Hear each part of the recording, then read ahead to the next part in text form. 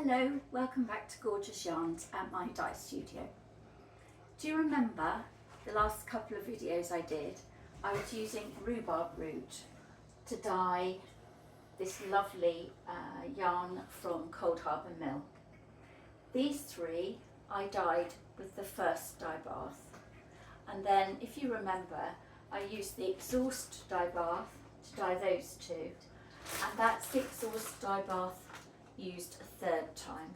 So we've got first, second, third, and you can see how the colour is being taken up by the yarn less and less because less colour is available. Today I'm going to take one of those skeins of yarn that I've already pre-soaked and I'm going to modify it with iron, and I'm hoping for a olive green shade. So that one can go in the pan like that,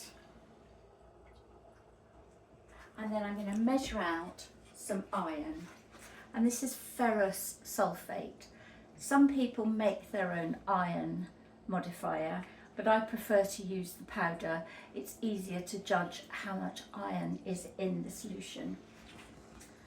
So I'm going to add generous teaspoonful like that, and always add powder to water, not the other way round.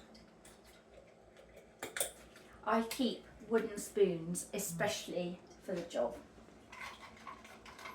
So stir it up, and then I'm going to move the yarn to one side and add the iron and just leave it to soak in the water with the iron modifier for 5 to 10 minutes. What I'm also going to show you today is how to use the remainder of the rhubarb root. I've clearly marked the date that I used it and that it is rhubarb root exhaust used once. So this is just all the rhubarb root that I took from the first dye bath, and it's been frozen, as you can see. So it's going to go in this saucepan, and then I'm going to add water to it and create another dye bath. Can't get quite a bag off, that's it, isn't it?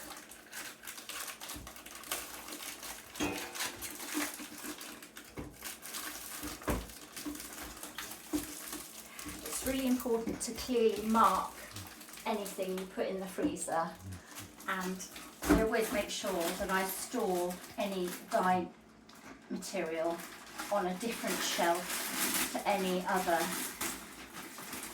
things in the freezer, because you don't want to get it mixed up with food stuff.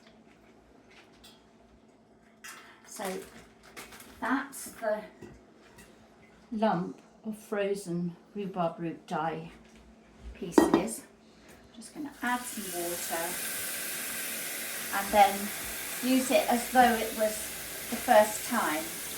The colour will be slightly less, but it'll be interesting to compare to the first time, first dye.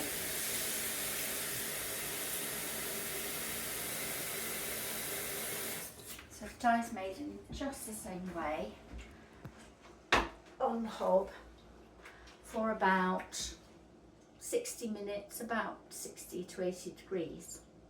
This time I'm going to use one mordanted skein of yarn, that's that one,